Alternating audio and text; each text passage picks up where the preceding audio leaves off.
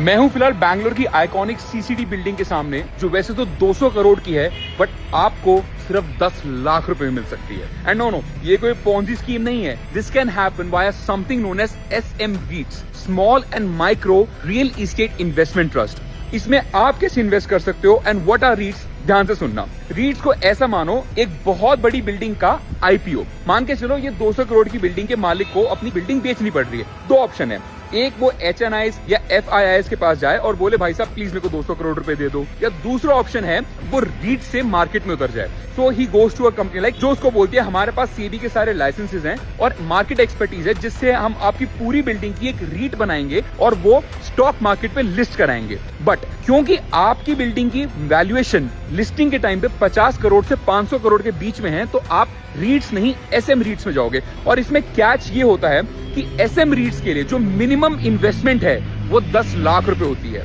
मतलब इस पूरी बिल्डिंग का जो IPO आएगा उसका एक टिकट साइज 10 लाख का होगा और उसके मल्टीपल्स में ही आप बिल्डिंग खरीद सकते हो। ऑल्सो इस बिल्डिंग के जैसे मार्केट के साथ रेट बढ़ेंगे, आपका वो 10 लाख भी बढ़ता जाएगा। एंड पर मंथ जो इसमें से रेंटल यील्ड आएगी वो आपको बैंगलोर की सबसे प्रीमियम लोकेशन पे कमर्शियल रेट्स पे एवरी मंथ अपने खाते में मिलेगी। And all of this without any problem in paper work और लीगल हैसल्स। बट अगर 10 लाख रुपए बहुत ज्यादा लग रहे हैं तो हियर्स द थिंग, एक और इंस्ट्रूमेंट होता है जिससे आप लिटरली 100 रुपए में इतनी बड़ी बड़ी बिल्डिंग्स के फ्रैक्शनल ओनर बन सकते हो और फिर उनसे 10 से 12% CAGR वाले रेंटल यील्ड्स कमा सकते हो। उसके बारे में मैं आपको बताऊंगा अगर इस रील पे 10,000 शेयर आ जाते हैं तो। ऑल्सो अब अगर यहां तक आए तो मैं एक बात बता दूं, and it is said this one shop of CCD has seen more real estate money exchanged than the entire Bangalore put together, क्योंकि बहुत बड़े बड़े प्रोजेक्ट्स की फाइनल साइनिंग